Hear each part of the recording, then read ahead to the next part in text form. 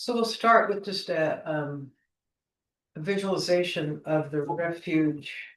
This is more or less something that Geshe Nima um, taught us all. Um, and in this case, we're going to apply this visualization to the refuge prayer. So begin by just sort of have your eyes either half closed or just out of focus, and imagine yourself in just a very pleasant surrounding, very calm, very centered, very present. And then bring to mind the Buddhist teacher of our lineage that you are the closest to. It could be Geshe Nima or someone else, but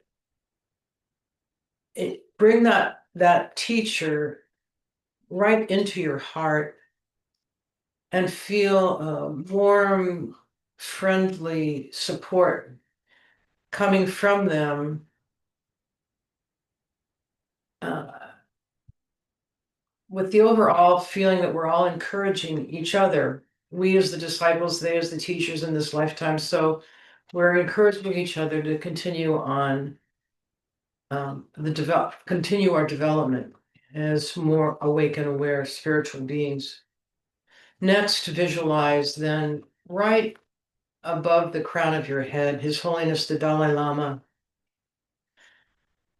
Every single Buddhist teacher, whoever is your closest, that you have sort of in your heart, right closest to you, every single one of those teachers on the planet at this time looks to His Holiness the Dalai Lama for inspiration and guidance. And in many cases, even if they're from different lineages or sects, see him as um, a living Buddha.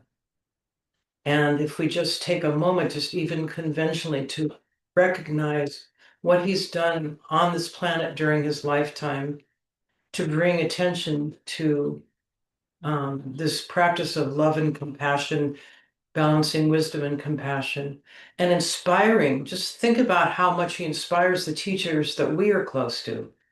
In the case of Geshe Nima, he's always bringing His Holiness into everything. Venerable Robina, Tupten Chodron, whomever. I mean, and I'm not familiar with other lineages, but they all look to His Holiness, and he has done an incredible thing. All the Dharma centers around the world, every language, every country are inspired by His Holiness. So really dial yourself into feeling him at the crown of your head, inspiring you and the teachers closest to you. And what that means, we are moving together towards a completely awake and aware, enlightened state of being where all of the existing sentient beings are benefiting from our mere presence in the world. And then visualizing above His Holiness the lineage holder established by Lama Tsongkhapa. So we, in our lineage, we would visualize Lama Tsongkhapa above his head of His Holiness. And again, the incredible numbers of practitioners and bodhisattvas that have been inspired by the teachings and practice and example of Lama Tsongkhapa. And before him, and of course, Shakyamuni Buddha, as in our current era, the ultimate example of the type of being that we are all moving towards being, becoming, actualizing, and our mere existence in whatever realm we find ourselves improves the environment and establishes a kind of sanity dialed into reality, the reality of how things are, and the open-hearted acceptance and compassion for our role as one of the sentient beings on the path. So with all that in mind, we'll just say the refuge prayer 3 times in English with all that juice. Until enlightenment, I go for refuge to the Buddha, the Dharma, and the Sangha, to the positive potential that I create by practicing generosity. And let's list them: generosity, ethics, patience, enthusiastic effort, concentration, and wisdom. May I attain Buddhahood for the sake of all sentient beings. I go for refuge until I am enlightened in the Buddha, the Dharma, and the Sangha, through the positive potential that I create by practicing generosity, ethics, patience, enthusiastic effort, concentration, and wisdom. May I attain Buddhahood for the sake of all sentient beings. I go for refuge until I am enlightened in the Guru, the Buddha, the Dharma, and the Sangha, through the positive potential I create by practicing generosity, ethics, patience, enthusiastic effort, concentration, and wisdom. May I attain Buddhahood for the sake of all sentient beings.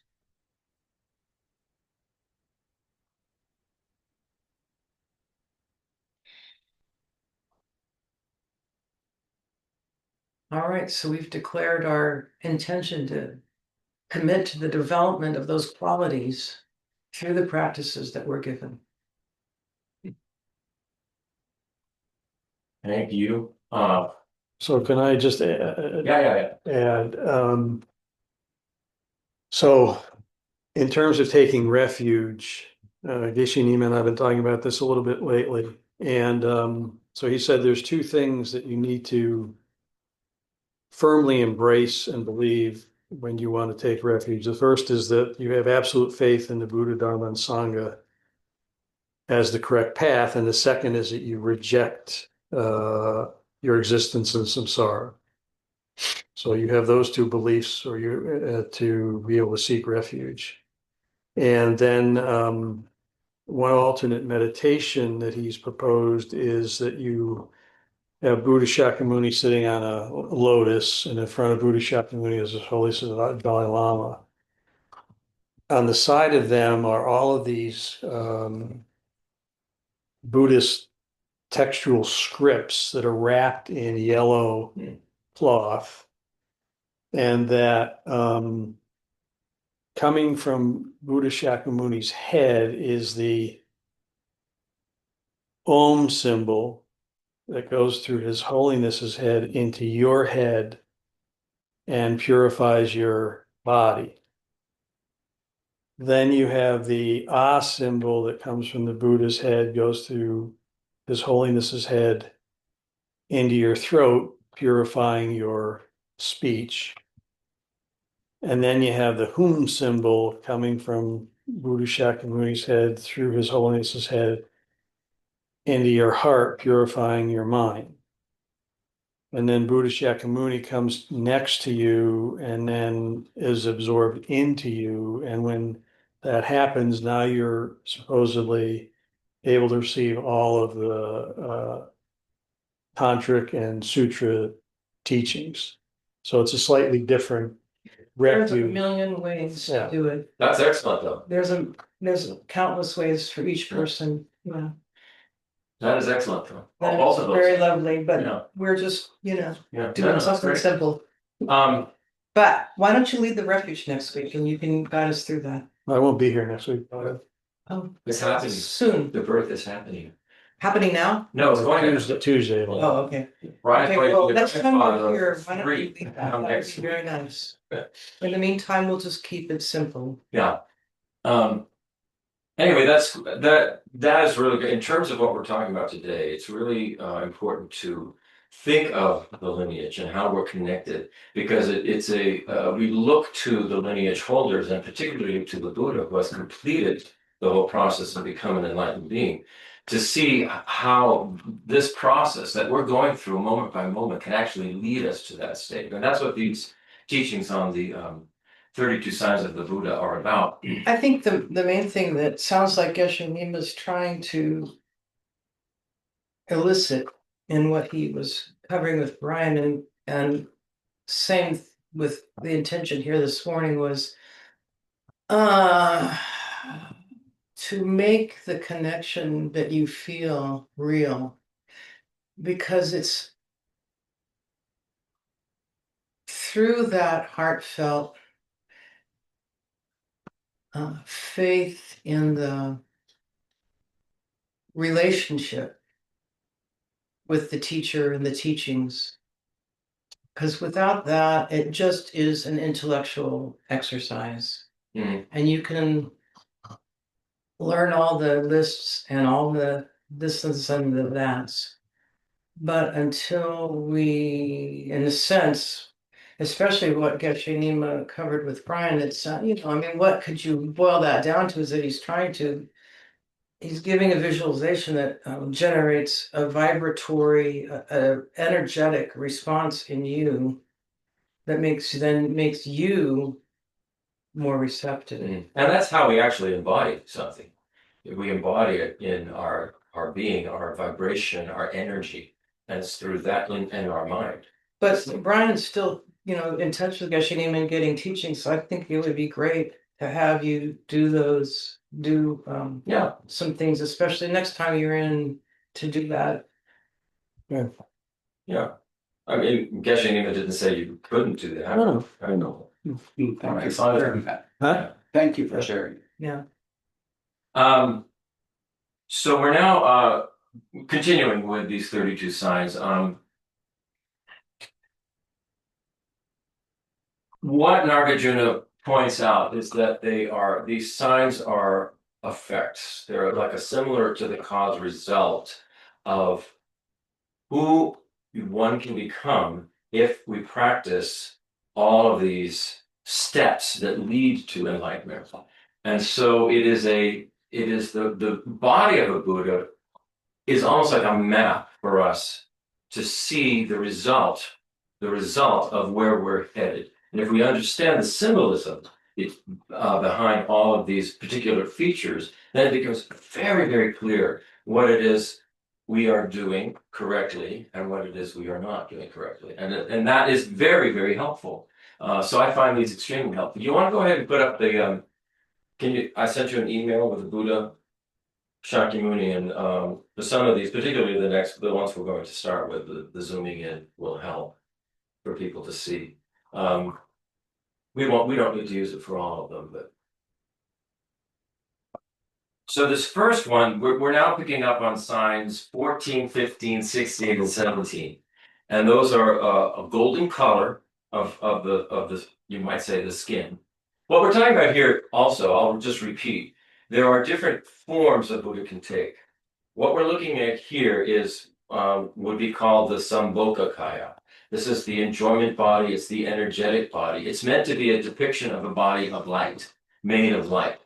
There's also what's called the Nirmanakaya, and that is the body that appears in this world, just as when Shakyamuni Buddha was living on the planet, his body appeared as a human body. Now, it doesn't mean it wouldn't have had a golden hue. His skin wouldn't have had a golden hue, or some of the other features, but they're not as outstanding as they would be, say, on a Sambhogakaya, this energetic body, this body of energy that a highly realized being, like an Arya being, can see and communicate with. So these first four signs in this verse talk about golden color, soft, refined skin, perfectly ordered body hair, and the spiral of hair between the eyebrows. And here are the two verses, 186 and 187, in Jeffrey Hopkins' translation. Through giving good houses and nice, comfortable carpets, your color will be very soft, like refined stainless gold. I don't know. I'm going to have to. Through giving the highest powers and following a teacher properly, you will be adorned by each and every hair and by a spiraling hair between the eyebrows. Here's a modern rendering of those two. By providing others with safe, dignified places to rest and practice, your personal presence becomes warm and refined. By empowering others responsibly and relating properly to your teachers, we're talking about spiritual teachers here, you come to embody clarity and order. So this is about creating, these two are about creating refuge and how to use authority properly, how we handle shelter, how we handle power, how we handle guidance. The golden color and the soft skin arise from offering good dwellings and comfort, especially to those who are devoted to spiritual practice. Shelter does more than just protect the body. It allows one's mind to relax. You're no longer worrying about a roof over your head. When we repeatedly create environments of safety and dignity for others, fear will soften in others and will also soften in ourselves. That softness shows up as warmth and radiance rather than hardness and tension. The next two signs, perfectly ordered body hair and the spiral of hair between the eyebrows, are about authority and guidance. Empowering others when we are in a position of authority means more than giving instructions or making decisions for them. It means offering support, resources, and encouragement in ways that help people think clearly, act wisely, and take responsibility for their own lives. This is what our teachers are doing. This is what the Buddha is doing. It's what it's about. It's not like fixing it for us, but showing us how to do it. And to understand how to respond to authority, especially with a spiritual teacher, is to listen to what they say and decide for yourself, is this something I want to do? Is this a change I want to make in my life? Over time, responding this way trains us to use authority with care rather than control, and to influence with humility rather than with our ego. At the same time, when we correctly rely on the guidance of our spiritual mentors, that trains us how to receive authority wisely. Learning to listen, reflect, and apply the guidance that we've been given deepens our understanding of the Dharma and keeps our practice very grounded. When guidance is respected rather than resisted, or sometimes what we do is we'll idealize the teacher. We'll put all of our trust and faith in the teacher is going to change our life. So we have to find the balance between resisting what we're hearing, some of the teachings we don't like, some of the teachings that don't make sense, and just resist them, or swinging and going, the teacher's going to fix it all for me, by idealizing that. We need to be very mature and logical about this. What they're doing is they are helping us help ourselves. That's how it works. So this is what we're training. If we can do that, then the guidance becomes something that we can genuinely integrate into our life and live into that, rather than always saying, I need the teacher has to help me. That's fine in the beginning, but we have to get over that. We have to become a little more mature than that. So let me, he's kind of talked about these. Yeah, we'll get into the spiral. That's probably the most interesting one. Practice together, these two, empowering others and learning how to be guided, create a strong sense of right order of things. We learn when to lead, we learn when to listen, and we learn how to use both power and guidance in ways that are clear and balanced and genuinely beneficial to others. So when we're talking about each of the hairs growing from its own pore, that symbolizes clarity without confusion. This is what the symbolism on the Buddha is, the hairs. The clarity without confusion. Nothing is tangled. Nothing is misplaced. And then the spiral between the eyebrows. Can you zoom in so you can see exactly what we're There's looking at? no, it's not evident There's that it's no- a spiral. Of course. Right, it's very, very small. What that is a spiral of white hair. You can't, it's hard to look It's a spiral of white hair, and it's very, very tightly wound. Now, the interesting thing about this is that hair can be pulled out and stretched. I don't know. They say infinite. And so what we're talking about symbolically here is that right here where the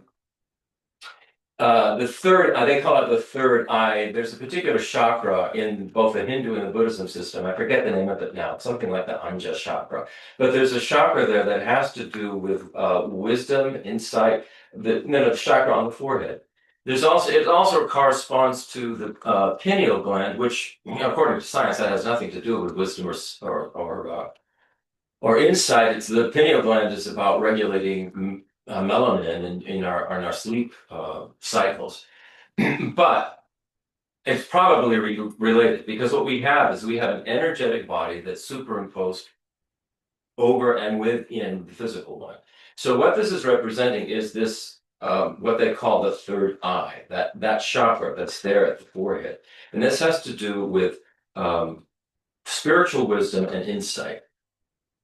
So it's focused. It's very so this hair is very, very tightly wound, pulled in, and it's focused. So it's called we're talking about a very focused wisdom, very focused spiritual insight here.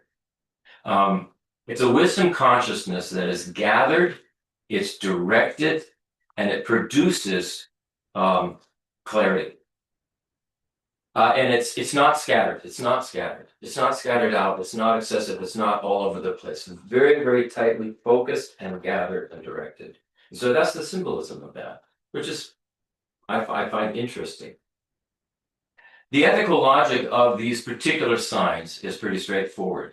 When we provide shelter and refuge for others, it softens fear in us and them, and it produces warmth and radiance. And when we use authority wisely and we correctly honor guidance that we've been given, that produces clarity and order in our life. So we, think back on the teachings, we turn back to the teachings, turn back to what our teachers have showed us, how they have embodied it and how they have presented it to us. And that helps us to see how we can behave, how we can have clarity and order in our life. All right, the next signs are two of them in this next verse: rounded shoulders and an upper body like a lion-like upper body. Rounded shoulders and a lion-like upper body. And this is verse 188 in Jeffrey Hopkins' translation. Through speech that is pleasant and pleasing, and by acting upon the good speech of others, you will have curving shoulders and a lion-like upper body. And here's the modern rendering of that. By speaking kindly and appropriately, and by truly taking in what others say well. So it's just about listening well. Strength develops without harshness. You will have, over time, this appears as rounded shoulders and a powerful, steady upper body. So this is about strength without aggression. These signs show what mature strength looks like. Rounded shoulders symbolize openness. A person who speaks pleasantly does not brace themselves against others. They're relaxed. There is no constant tension or defensive-ness in their posture. A lion-like chest symbolizes confidence without intimidation. And I think the reason they use the lion is a lion doesn't need to prove its strength. Its presence is enough for everyone. So there's nothing to prove. It can be seen. and it's embodied in the Buddha. So just as important as speaking well ourselves is acting upon the good speech of others. This requires our own humility and discernment. A person who can genuinely receive wisdom from others develops a strength that is flexible rather than something that's rigid. So the logic of this one is harsh speech creates tension and defensiveness, as we all know. Kind, responsive speech will dissolve that tension, will dissolve that defensiveness. And isn't that what we want to do? Listening well to others builds confidence rather than insecurity. A lot of times we don't listen well to others. A lot of times we're just thinking, what is my response going to be? What do I want to say? What do I need to say? Let them get over with what they're saying and I have something to say. We need to listen well because it will make our relationships much better, and then our confidence and how we can relate with others grows. So in short, when speech is kind and listening is genuine, this strength settles into the body. But it's not a strength that's aggressive. It's just a strong presence that the Buddha has. So these signs show how communication, shaped by care, becomes power that is steady and calming rather than dominating and controlling. This next one is very interesting. This reminds me of dawn, and we'll tell you why when we get to it. This is when we singled Dawn out. We singled dawn out with This one. week it's been the topic at dinner. Yes, dawn is doing well with this Buddha quality. So here are the signs. Sign 20, a broad upper back and chest. I wouldn't say you don't have a broad upper back and chest. My doctor says I'm robust. It's robust. I'm like, Broad upper back and chest. And here's the one that got both Kavita and I. Sign 21, everything tastes excellent to them. All tastes are excellent. They can, a Buddha can taste something that you and I would go, ew, and see the wonderfulness of that particular thing. So here's the verse. And I want to let you know, Don spent his career as a nurse's aide at Morningside Ministries. Morningside Ministries, caring for the elderly and the sick. That's what his main career was. So here's the verse 189.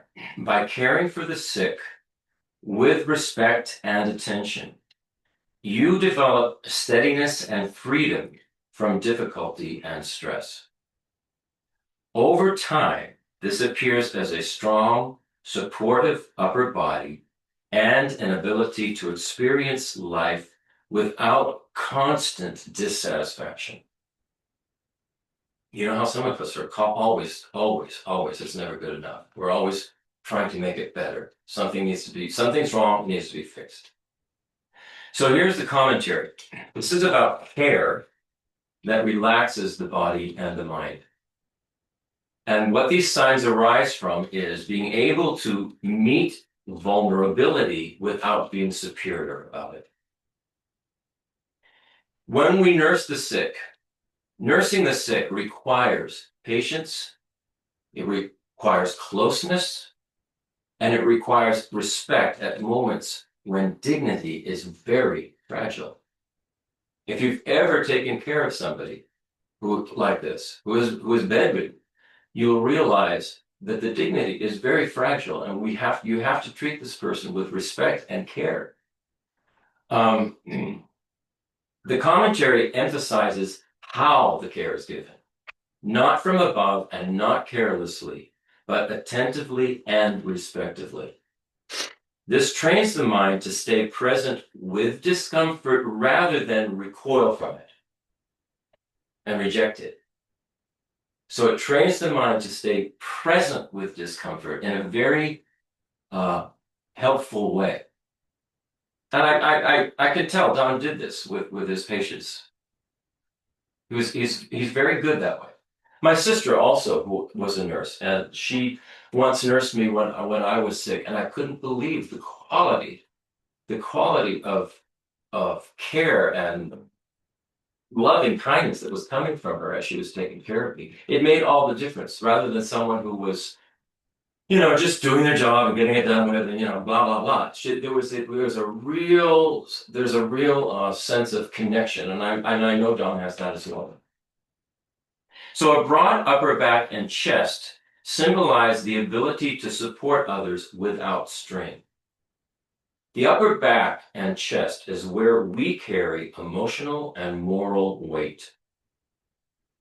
Someone who has repeatedly cared for the sick learns how to hold suffering without tightening up and without collapsing. You become familiar with it, and you know how to handle it. The second sign, here's the one that made us really think of Don. Experiencing all tastes as excellent points to something subtle, but actually quite profound. A person who has faced illness and fragility regularly stops taking ordinary functioning for granted. So a person like that, what happens is their grasping at perfection relaxes, and their resistance to complexity softens up. Then the experience becomes fuller. That person's experience becomes fuller. So if you're talking about food and everything tasting well, someone who has given up the grasping at everything having to be perfect, or resisting something that is, not, just so, then you can take in all these different kinds of flavors and textures and experiences. Some things that, like, for instance, at the dinner table, Don will make something, Kavita and I will go, oh, this is so complex, this is too much, this is, we need something more simple. Don will go, this is delicious, I love this particular aspect, I love this bitterness, I love this whatever it may be. And it was interesting to me how different his approach to tasting is than, say, Kavita and I, who have not done a lot of care for the elderly and the sick in this lifetime, basically with our parents we've done. But Don did it consistently. And so he's developed this relaxation about all these different kinds of things that somebody else might go, ooh, I don't want to look at that. I don't want to touch that. I don't want to be with that or experience that. And Don doesn't have that. And I thought that was very interesting. So the ethical logic of this is those who can stay with suffering develop the capacity for comfort and acceptance. Those who can stay with suffering develop the capacity for comfort and acceptance. That's huge. When grasping fades, even simple experiences can become very, very rich. I think that's an amazing sign. So these signs show what happens when compassion is practiced not as just an idea. I mean, all of us love the idea of compassion. But when compassion is practiced at the bedside of vulnerability, and when you're caring for someone who is elderly or terribly sick, they are their most vulnerable. And this is when we can have the most compassion and the most care, and can really, really grow spiritually through that. Any comments on that? That was kind of an interesting one about the taste, though. All right, now we're looking at the crown protrusion. You can zoom in on the crown protrusion. This is called the Ushnisha. And we're also looking at a well-proportioned, symmetrical body. So here's the Jeffrey Hopkins, this is verse 179. Through initiating activities concordant with the practices, your crown protrusion will stand out well, and your body will be symmetrical like a banana tree. I thought that was interesting. I didn't realize banana trees were so symmetrical. Here's the modern rendering. By stepping forward to take responsibility and ensuring your actions align with the path, wisdom becomes visible and life comes into balance. Your wisdom becomes visible and your life comes into balance when your actions align with the path, the Dharma path. So this is about taking responsibility and integrating that responsibility. These two signs are about taking initiative, resourcefulness, and self-motivation. Initiating activities concordant with the practices means taking responsibility for the work that needs to be done. Not waiting for others to do it, not hiding behind roles, and not doing the bare minimum just to get it done. So what this is talking about is leadership without ego. Leadership without ego. The crown protrusion symbolizes wisdom that naturally stands out. When somebody repeatedly takes responsibility in alignment with ethical principles and practices, their understanding deepens through lived experience. Insight rises above confusion without any effort. I mean, have you ever been, I know I have, in a situation where everything gets confusing, you're not prepared for it, and your insight goes out the window. It just goes out the window, and you're just on autopilot. Well, somebody who has practiced in this way, this taking responsibility, initiating, being resourceful, somebody who has practiced this way regularly and in alignment with the Dharma path, when these situations come up that would throw us off guard completely, we don't have to stop and think, what do I do? What do I do? It just naturally comes out. And this is the benefit of this. Then we go to the symmetry in the body, a symmetrical body of a Buddha. What that symbolizes is integration. When our intention, our speech, and our actions all align, nothing can pull us off center.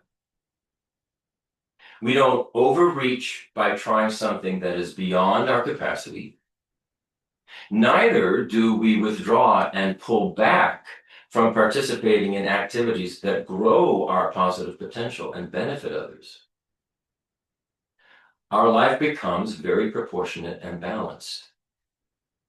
So the ethical logic of these signs is taking responsibility deepens our cognitive and emotional understanding.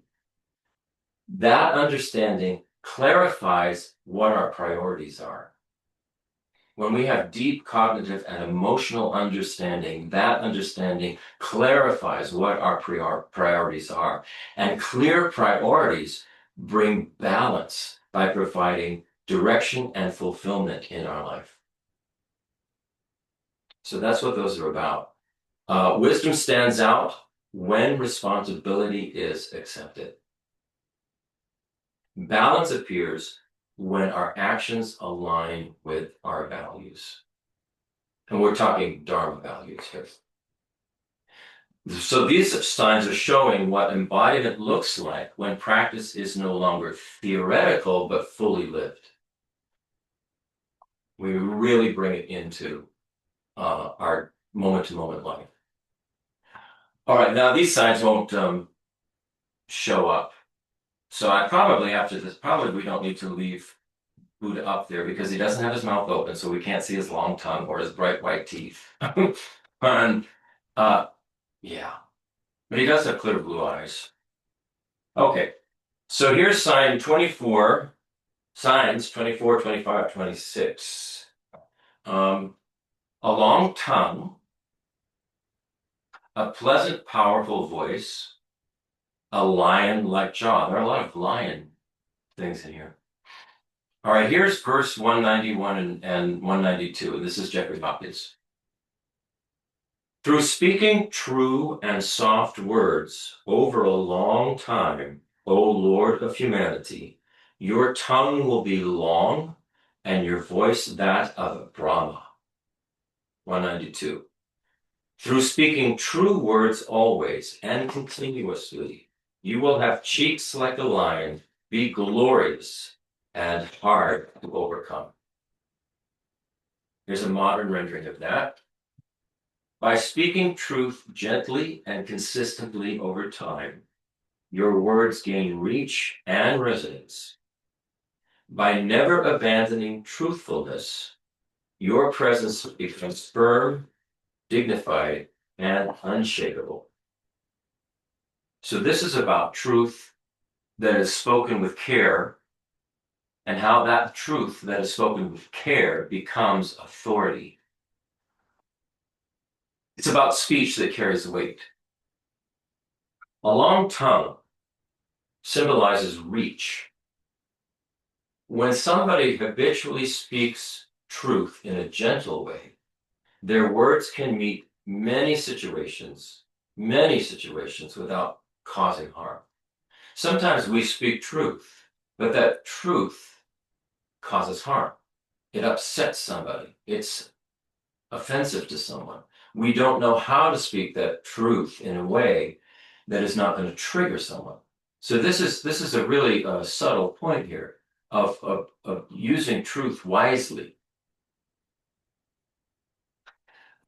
They know how to say what is needed when it's needed.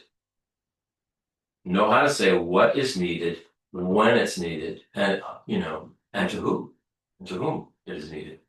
A voice like Brahma's represents power without harshness. Such a voice is pleasant to hear, but it's compelling at the same time, because it's powerful, but it's not harsh. It doesn't persuade by force or by loudness. There would be no need to yell. I don't believe a Buddha would yell unless it was important, to save somebody.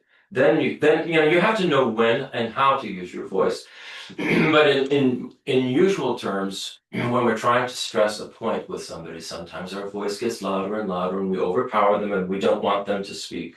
And so we have to remember all these qualities. We need to learn how to listen, when to speak, how to use truth, how to speak truth in a firm and yet gentle way.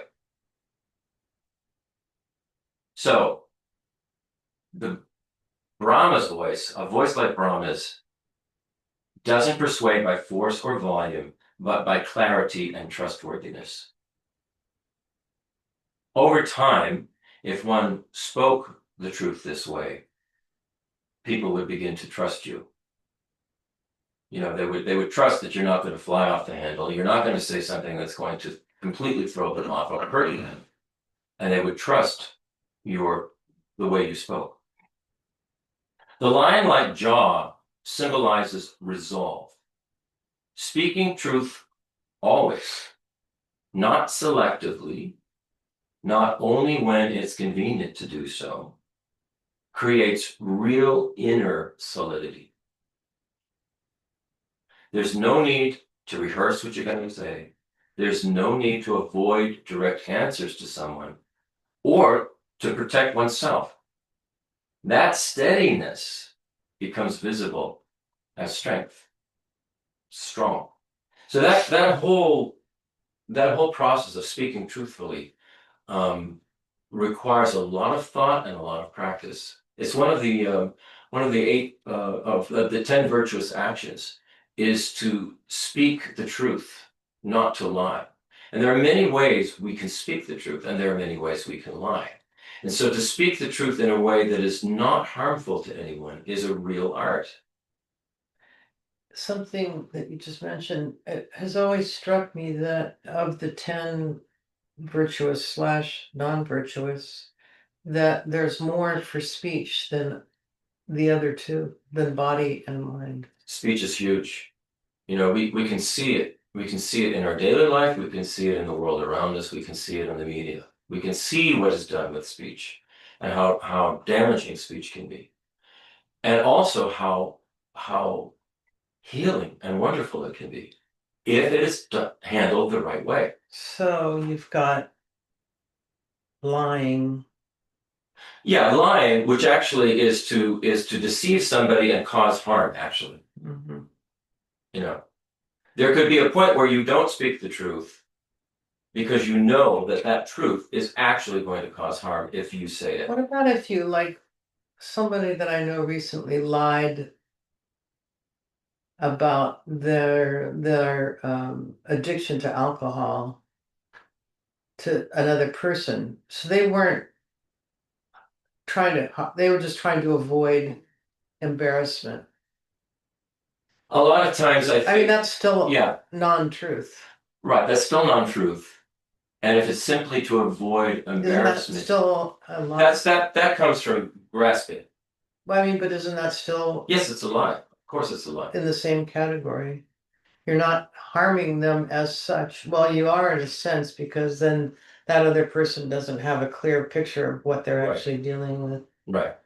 So that can be harming. I mean, there's subtle levels of all of this, and we have to, each one of us as a practitioner needs to think through very carefully and clearly how we're using, our speech. So So when you for got instance, here's a situation where lying could be harmful, and we'll just go back to a historic situation. Say a Nazi knocks on the door of this Dutch home or whatever, and they say, "Are you housing any Jews in your home?" And whatever her name was, Frank is upstairs. Well, you're not going to say, "Oh, I better tell the truth," because telling the truth is noble. Oh yes, we have Anne Frank. She's upstairs, and so they then get her and kill her. That's the wrong. right. Lying then is virtuous. So we have to think through this really, really clearly for ourselves. Well, let's say, okay, well, there's just a lot there. It's huge. It's huge. I'm thinking about not only lying, but then, how much of one of the ones is idle chatter, right? I mean, what's gossip, idle yeah. chatter and what's, yeah, That's my Yeah. pastime. and what's just killing time? Right. It's just filling the space with things that, is it actually helpful? You have to decide when you're in a group of people, is what I'm saying beneficial? Is it helping them? Sometimes idle chatter is extremely helpful. Sitting with an old person with dementia on the porch and just shooting the shit, and they love it because they're getting attention. I mean, you have to, none of these are fixed. Well, I think idle chatter in that sense and gossip are a little different. Idle chatter in that sense is done with a good intent, and it's not meant to be harmful. It's not meant to be untrue, even. On the other hand, gossip may or may not be true, and it is usually done with the intent to inflict some Can be very divisive. harm very to somebody flexible. else that you're gossiping about. So Mainly, it would be good for us all to stay away from gossiping because we don't even know what we're talking about. It's not like we're omniscient. Hmm. Sometimes we're just repeating something we've heard somebody else say, and that's like playing telephone. I mean, it all gets, you're not even telling, it's not truthful. And it's not taking in the whole situation of a person to gossip about them. So we should just not do gossip at all. However, So I'm just trying to think. So you've got lying, harsh words, idle chatter. idle chatter, divisive divisive speech. speech. Yeah. So you can see that, like, gossip is sort of a little bit of divisive speech mixed in with Absolutely. idle chatter. Yeah. Gossip is as much divisive speech as anything. But let's just take divisive speech in a more socially relevant thing right now. I think it's like Venerable Robina is always saying, better to keep your lips zipped. It is. Divisive speech is very, very, very destructive. The other thing too, it strikes me is how we can get so self-righteous about the thing we think we understand as being true, yet we don't actually know. That's We're because relying on we let our emotions get unreliable involved. sources. We let our emotions get involved and we don't think very clearly. If we actually thought through all of that very, very clearly, we would realize it doesn't make sense to rile somebody else up, you know, by saying how bad this thing is. If somebody is facing severe danger and should be protected and know about something that's dangerous from some other person, then they should be told. But I wouldn't Yes. necessarily call that divisive speech. I would call that helping. Yeah, that's Person not from what harm. we're talking about. You know, but we have to be clear about that. We're not clear. We get all fuzzy about it. And divisive speech can seem so, what's the word? Intoxicating. You know, everybody wants to engage in that one. Well, As long as it's not about them, you when know. you have a room full of people, Yeah. it's kind of like when you're a kid, they call it barn talk, and kids, boys get together and they talk, and then girls get together and they talk, and then they come home and you said things you shouldn't say, but but then when you get back with the same group of people, there you go. You go right back into it. You know, That's what they talk and then about. they all end up in church on Sunday. And it feels so incoherent. I mean, this is what Incongruous. what do we develop a long tongue if we stop doing that? That's just symbolic, and we're I talking know. in energy. Nature words have Their words have far-reaching positive effects. Yeah. Yeah. The whole point is to not take this as weird things in the body, but what do they symbolize? Yeah. Absolutely. Okay, let's move along. I think, the best thing we could do is instead of these fucking protests, we just do a planet-wide silent retreat. Nobody's allowed to say anything. Well, for a month. yeah. A 30-day pause. That may work for about 10 minutes. I think that'd be a long time, actually. Okay, so for this one, in short, where truth is spoken with care, when truth is spoken with care, words travel far. That's the long tongue. When truth is spoken with care. You're not just saying the truth to anybody at any time where it could actually be harmful, but spoken with care. When truth is never abandoned, one's presence becomes unmovable. You're firm in where you stand. You know where you stand. These signs show how honesty sustained over time reshapes not just communication, but our character itself. Okay, where are we now? These are signs 27, 28, 29, and 30, all in 2 verses. And this is all about teeth. Which is About what? Teeth. Oh, teeth. Which is, at first seems funny.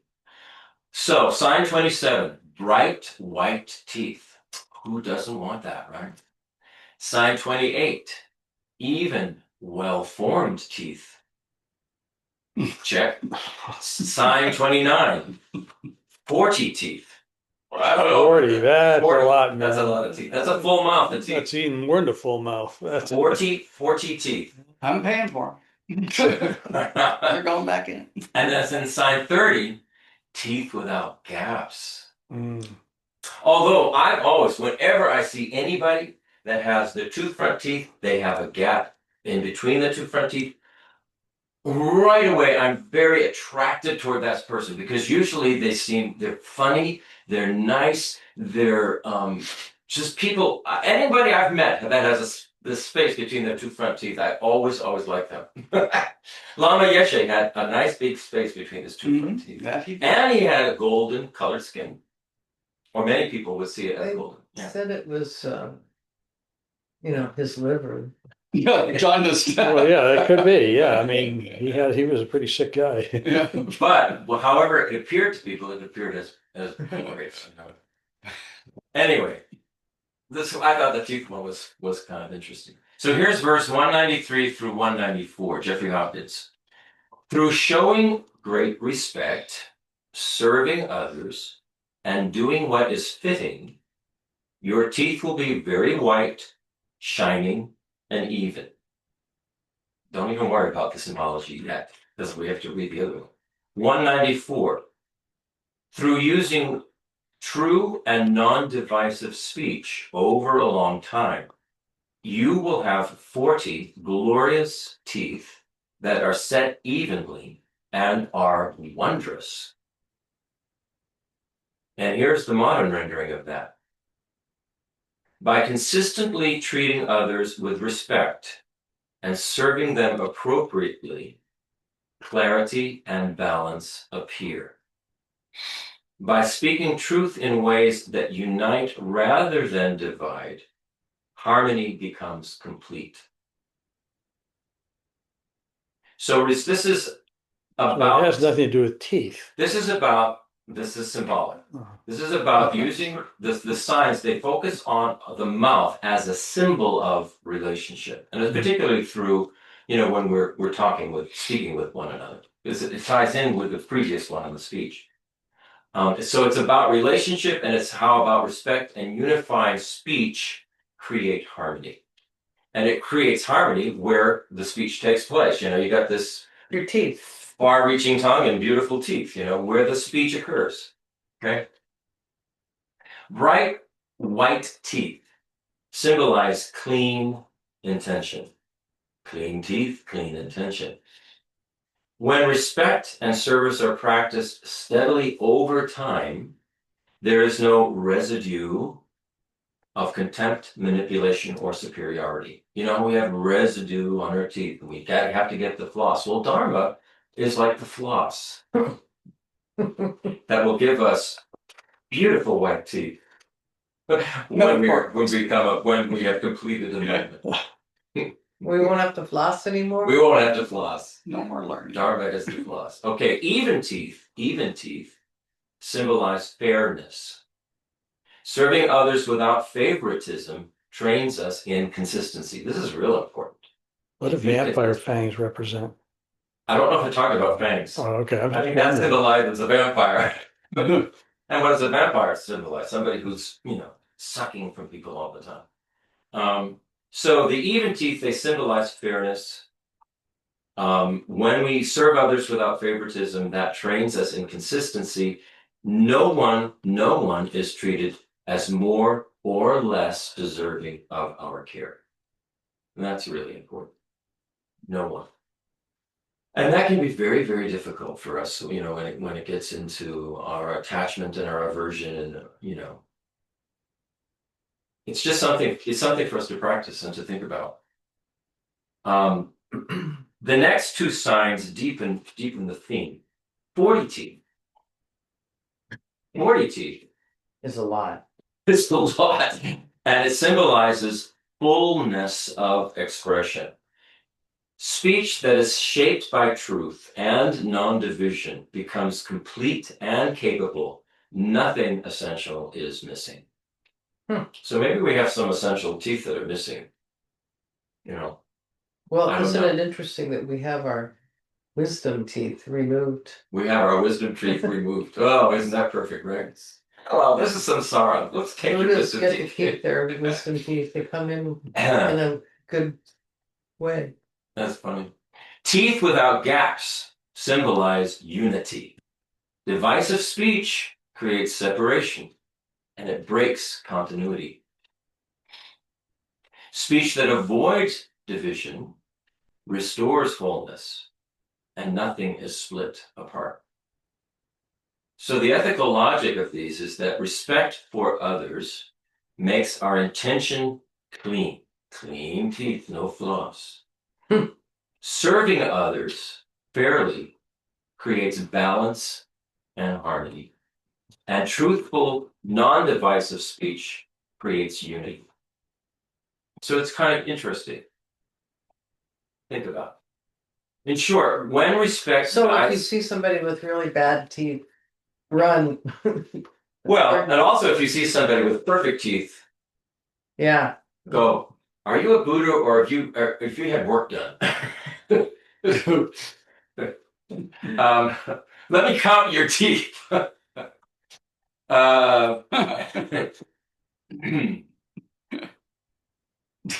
Okay, so these when respect guides our action and truth heals division, harmony becomes embodied. This is basically the theme of these signs. These signs show how long-term respect and unifying speech transform communication itself into an instrument of coherence and unity. So whenever we communicate, we should think, are we being coherent? Are we being logical? And are we unifying rather than dividing? That's a simple thing to try and, I mean, forget about logic.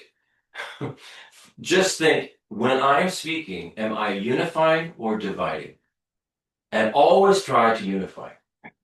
That would be a good way. I mean, but Rabina says if we did that, we'd probably keep our mouth shut most of the time. You know, her advice always rings in my head. Keep your lips zipped and your mouth to yourself. Your mouth shut when you're in public. And when you're with yourself, look at your mind. Analyze what you're doing. I guess I'm just really aware of like how careless one can be with speech. I'm thinking of myself and just it's such a potent It's modeled for us. tool. I guess I will use it that Oh, way. that's what the whole internet's about. Right. It's Careless blah, speech blah, is a blah, blah, blah. model for us. Constant talking. You know, and so we have to battle that. We have to basically not look at it as a model. Not look at it as a model. And if we do look at it, look upon it with compassion and some kind of wisdom, understanding, you know, what's going on here. And mistakes are being made and people are being divided because of this. It's not a beneficial thing. Mm-mm. Yeah. So let's see. Now we get to signs 31 and 32. There are 32 signs, so these are the last two signs. However, there are more verses to this particular text. So if we don't get to it, okay, we'll get to it next time. So sign 31, clear blue eyes. Does he have blue eyes in this picture? He probably does. Must, right? Yeah. It's one of the signs. It's one of the signs. He's got to have blue eyes. Clear blue eyes. Sign 32, strong, well-defined eyelashes. So here's the Jeffrey Hopkins translation, the verse 195. Through viewing beings with love and without desire, hatred, or delusion. Now that's a big one. Your eyes will be bright and blue with eyelashes like a bull. So I'm thinking these are like big eyelashes, right? A bull's eyelashes. I've never looked at a bull in the eyes. But if that's some rancher, they would know. Yeah, like Bull's eyelashes. Eyes like a bull. So Would you like me to Google that and then share what you I find? could find one, but Let's see what I can find. So let me read that again. Through viewing beings with love and without desire, hatred, or delusion, your eyes will be bright and blue with eyelashes like a bull. So that's directly from the Tibetan or the Sanskrit. All right, here's a modern rendering of that. By looking upon all beings with steady love, free from grasping, free from aversion or confusion, perception itself becomes clear and clean and calm. Okay, I have something here. I You have can share. you have bull's eyelashes?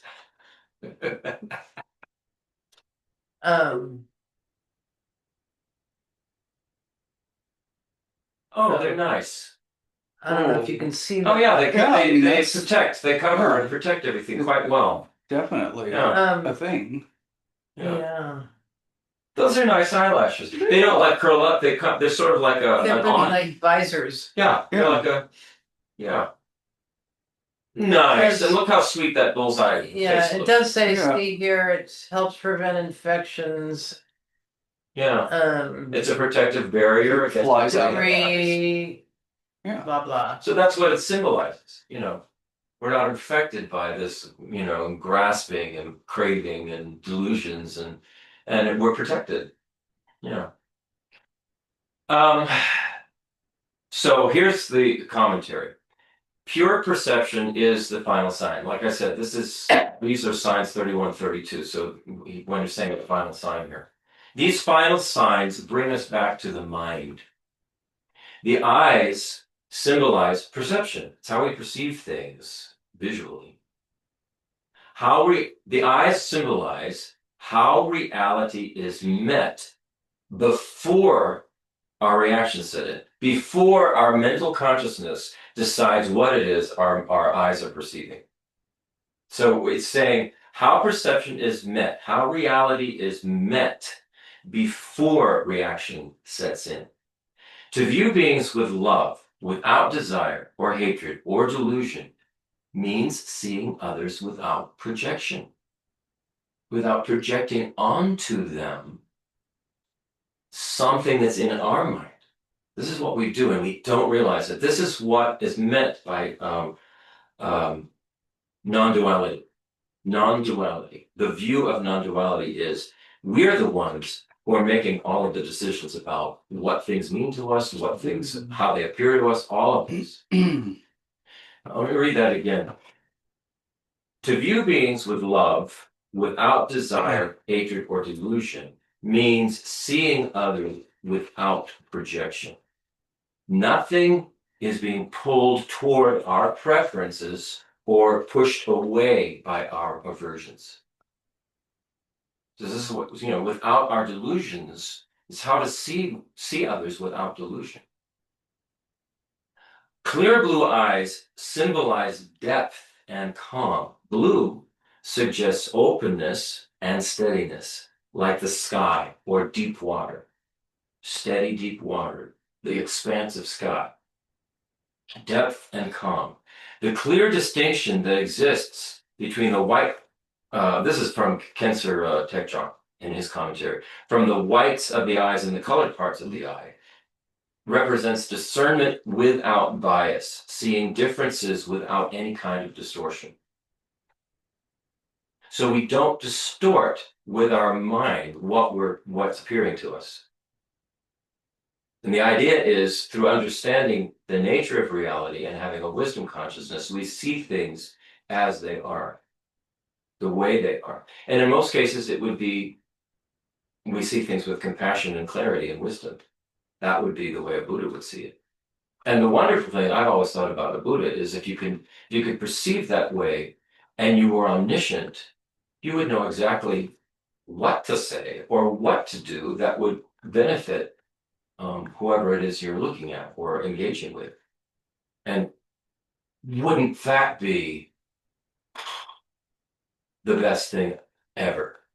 Because how many times have we screwed relationships up because we were seeing it from our side and our point of view and not having the wisdom to see a much larger picture? Wouldn't that be great if we could do that?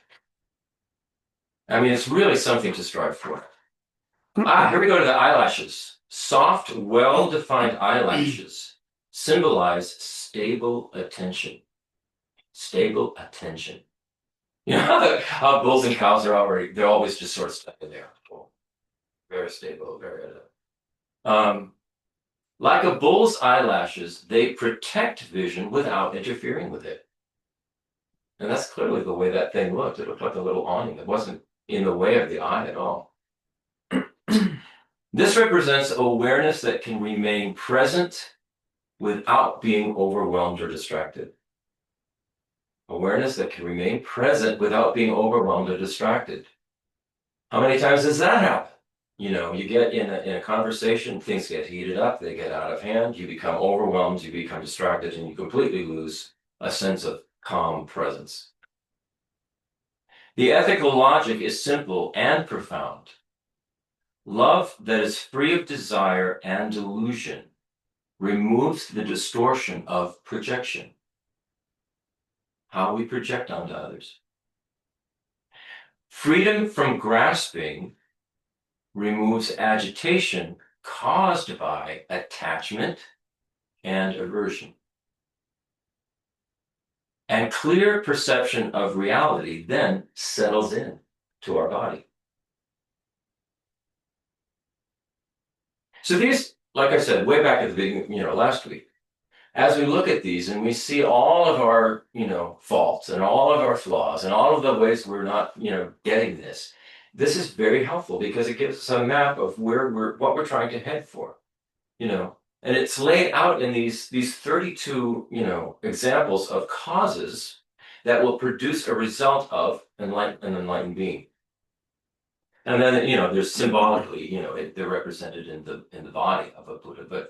But this really is about how we think, how we behave, how we act, how we speak. That's what this is about. Well, I wonder if Buddhism can be a form of birth control. Could you explain that, please? Well, I'm just thinking that you're talking about love without attachment, love without desire. And that means a love to, benefit others completely. But I wonder whether the population of the world would be halved or three-quartered or whatever if we had love without desire and love without attachment. And therefore, there'd be a lot fewer people in existence. Hard to say, isn't it? I mean, I'd never thought about this Yeah. until this second. But somehow we have to produce monks generation after generation after generation. Dalai Lama has said, more monks, more nuns. Does that go hand in hand, or just he wants more monks and he wants more nuns? They were talking about, Yeah, the population yeah. Well, sure, and sure. more monks, more nuns. But it doesn't mean, Mhm. Obviously. Yeah. Well, you're getting back to what you're saying, Brian. What you're wondering is if you have less desire, you'd also have less enthusiasm about this type of lifetime. Maintaining You the might be less excited about making more of them. possibly. I mean, Yeah. Or Well, you could have we more could- passion in Huh? other areas. There's that, the Shakers. Is anybody familiar with the Shakers? And Yeah. yeah. They There's don't have a any great, left. there's like two left. No, because they don't procreate. They haven't been shaken enough. There you go. No, they don't go ahead, Lee. Yeah, so there's a great movie out right now on, I think it's called The Passion of Anna Lee. Anna Lee was like one of the founder of the Shaker movement, and she was kind of the one that set up the tenets of celibacy. And it turns out she suffered severe sexual abuse as a young woman. So Yeah. it's kind of interesting how her whole, Yeah. but it's a really great movie and it explores that concept a little bit. That's interesting. I mean, as we said, a couple of weeks ago we did something on about desire, the sex and desire. And it does not necessarily have to be a negative thing. I mean, it can be a lot of love and happiness involved with them. So that's why not being a Buddha and not being omniscient, I can't really say what anybody should do. It should be each person's own choice as they move forward on their path. Okay, so if you're a parent, and if you're a Buddhist and you're a parent, do you tell your child, well, this could be your karma, to What could be your karma? Easily aroused and having sexual desires, and if you do get married, then you at least will kind of keep it in the family and not go running around having children all over the place. I'm not sure I follow. Well, I'm saying if there's a couple that's married, I mean, what can they do? Have one child a year, rather than Well, I mean, I was running thinking, around all over the I was place just thinking that and having children every what is it that attracts one person to another? I would think desire and Okay, but I mean, whatever it is, desire or physical appearance, or when you first see somebody, you don't know anything about that person, you don't know anything about their philosophy, you don't know anything about their beliefs, you don't know anything. I mean, you say, that person is appealing to me visually initially. Okay, so you have some attachment, desire, whatever, whether it's your karma or whatever else. without that, then all I'm saying is, Yeah. we're just a bunch of automatons walking around That's who, yeah. exist in pure equanimity, and we don't hate anybody, but we Mhm. don't love anybody in that way either. So I just was thinking, wow.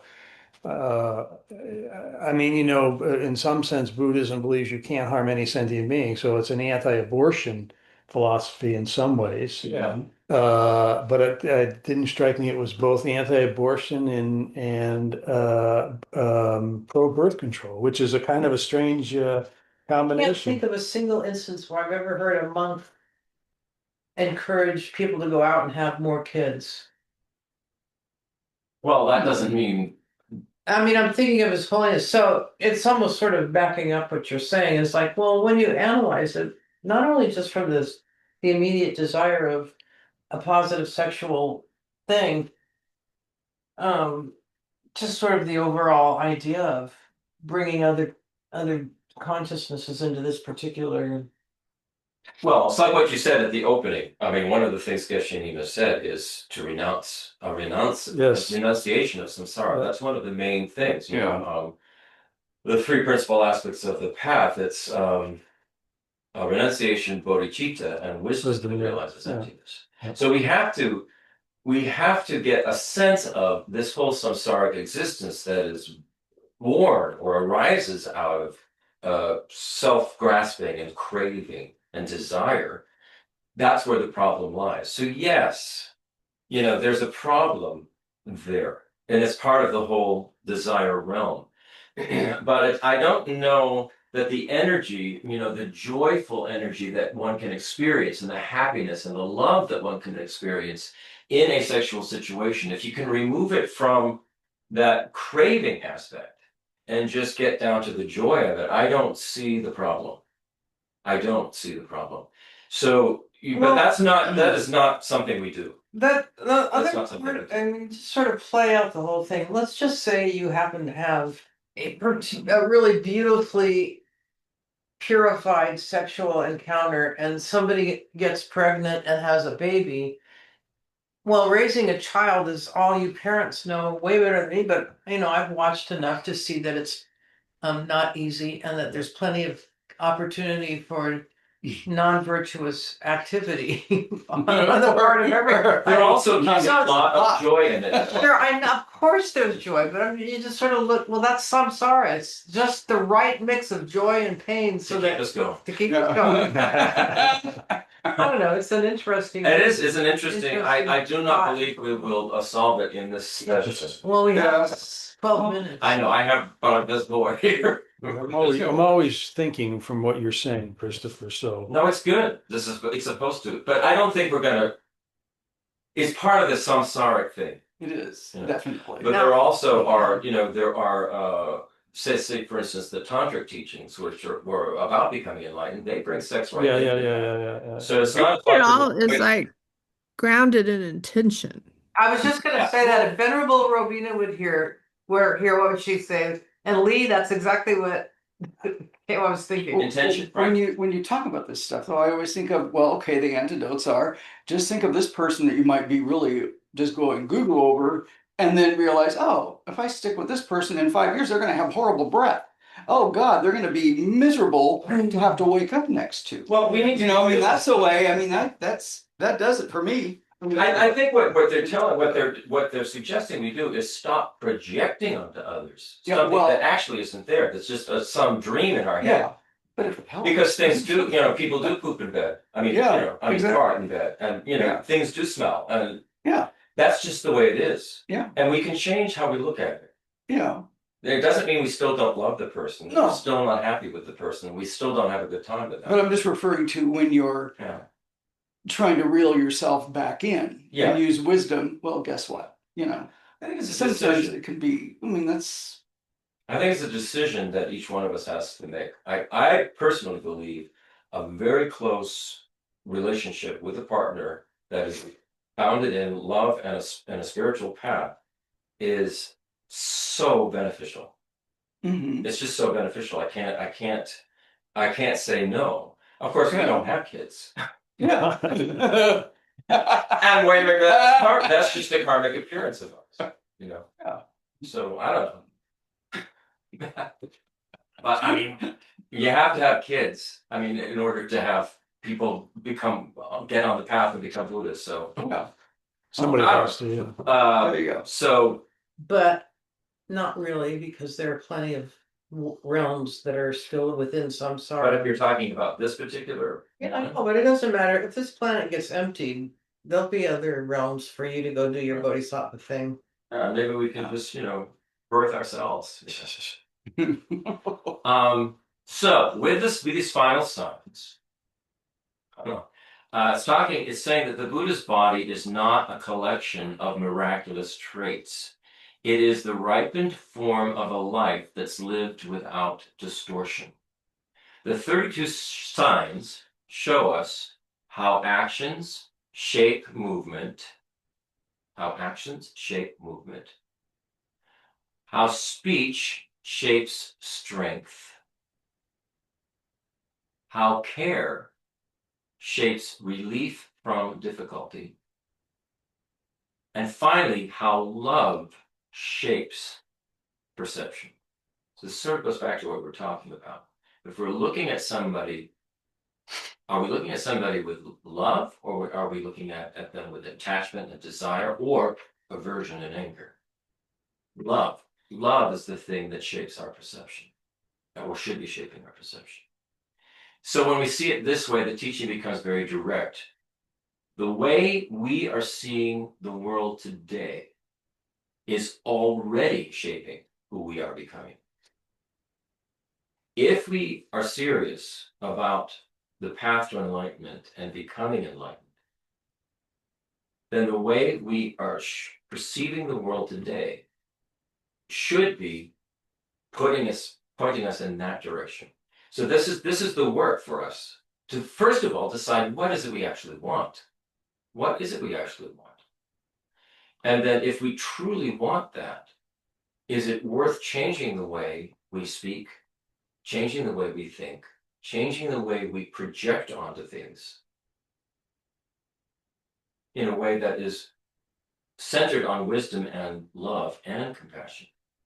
And I think it would make, for me, yes, we will make mistakes. Man, do we make mistakes. However, we just keep going in that direction, and little by little over time, we will improve and we will see the results and we will be happier. And those around us will be happier. So knowing the signs together with their causes, this is verse 196. Like I said, it keeps going. Thus, in brief, know well these 32 signs of a great lion of beings together with their causes. The modern rendering is understanding the 32 signs together with the actions that create them. Understand those. When you see the signs, what you're seeing is the life that produced them. So when we see a Buddha, what we're seeing is the life that produced the Buddha. So the signs are a map of the causes. Nagarjuna doesn't say know the signs. It says know the signs together with their causes. That's what he says. So without the causes, the signs, they just seem kind of like mystical or mythical or something weird or something unreachable, right? But without the signs themselves, then the causes would just be abstract. They would be abstract causes. Well, what's the result of that? What happens? So we're always told the result of all these causes that we will attain enlightenment for the benefit of all sentient beings. Well, it's showing us the Buddha's body is showing us the signs of what an enlightened being looks like, what the causes are, the results of those causes. The commentary emphasizes that reflecting on the causes naturally will give rise to respect, not blind faith, but informed appreciation. When we see how much restraint it takes to never harm another being, when we see how much patience it takes to reconcile divisions between people, or how much consistency it takes to speak truthfully over time, then we understand that the Buddha's embodiment is not accidental. It can't be accidental. It's the result of sustained, unpolluted virtue practiced for the benefit of others, to whom we are all interdependently connected. So we have two bodies, and there are two directions. We have an ordinary body, the ordinary body that we have, that is shaped by self-grasping ignorance. And that body is pulled by craving, aversion, and confusion. Confusion about things, ignorance of the way things are. Then you have the Buddha's body. That's one that's shaped by unpolluted virtue. That's action that's informed by wisdom and compassion over eons, is what they say, eons. So these two kinds of bodies aren't they're not metaphysical categories. What they are causal trajectories. You do these particular causes, and if they're based on self-grasping and neediness and aversion and confusion and ignorance, you're going to continue to cycle around in this suffering kind of existence where you're grasping and you can never really get what you want, and then you die, and then things don't turn out good with your kids, and all of it, and it just keeps repeating because we're not seeing the trajectory that we're on. Then you have the other one, the other causal trajectory of the Buddha. All of these ways of being, of clearly seeing the nature of things, not allowing our perception to be colored by what we project onto others and other things, to speak truthfully, consistently over time, to reconcile relationships, to, all of the things we've talked about, step by step by step by step. That's the trajectory towards this enlightened state of being that's for the benefit of all others. And what Nagarjuna is saying, and it's the key point of all of this, is that it's our choice. It's our choice which body we want to become. It's totally up to us. I think Rapina says all the time, you're the boss. We are the boss. It is our choice. We're the ones doing it. Nobody's doing it to us.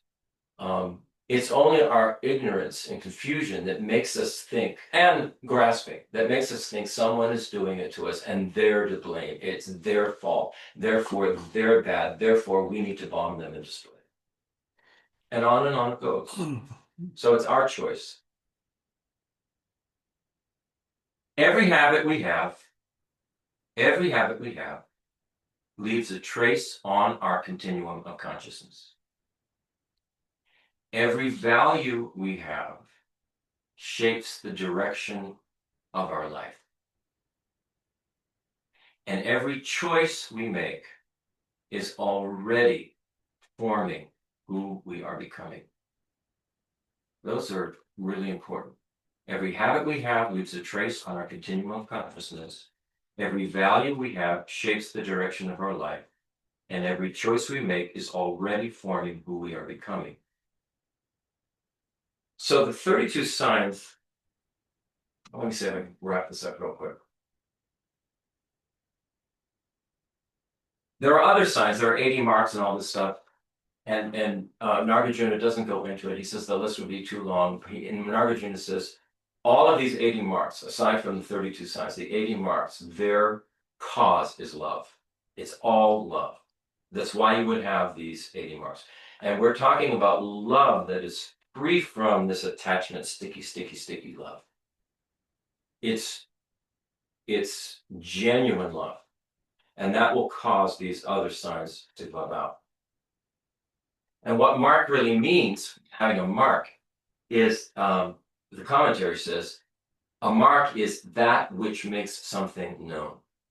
So these 80 marks, the 80 secondary marks, they function as signals. When we see them, we intuitively will recognize how much restraint it takes to never harm, how much patience it takes to reconcile division, how much consistency it takes to speak truthfully over time. So the way a Buddha can attract us, having these marks, is that because the basis is of love, then the Buddha's presence naturally draws us toward them. Somebody who has this presence we'll naturally be drawn towards them because we can sense we can see in them the softness, the kindness, everything that has come about due to love, plus the wisdom, plus the compassion. So that's what makes people drawn to this path. They're drawn to the Buddhists. They're drawn to these great teachers such as His Holiness the Dalai Lama, because they embody it. We can see they're not going to harm us. They're trying to help. So when love becomes the atmosphere of our life, refinement follows naturally. Time's up. Time's up. Okay, so I just want to close it off with something. And the Let's rest make is this the something. dedication. Yeah.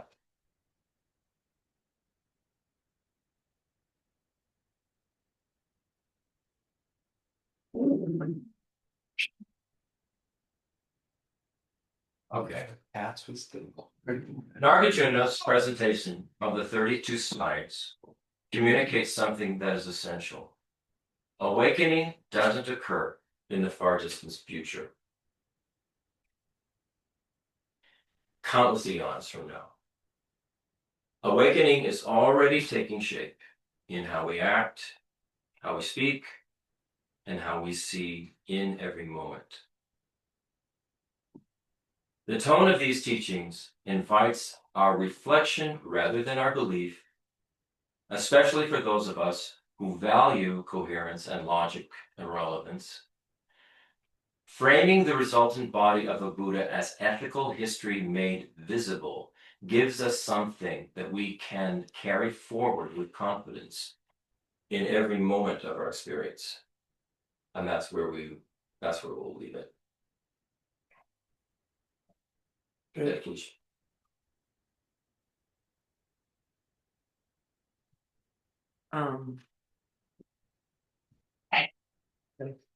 Who's showing up? John Chu Sen Chu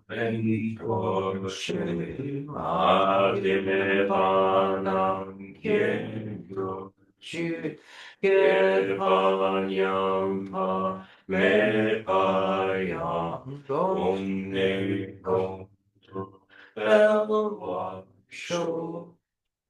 So may we always have teachers that keep guiding us in the future along this pathway. And that's what we will end it there. And we'll thank you, everybody, and we'll see you next Thank you. time. This is back to you. Okay. Happy. Thank you, Chris. Thank you, Kovida. Thank you, Chris and you. Kovida. So welcome. Happy Super Bowl Sunday or whatever it is. Yes, happy Super Bowl. Super Bowl Sunday. Okay. Go Patriots. Go Patriots. Go Patriots. I'm from Patriots. Denver. Not that I really have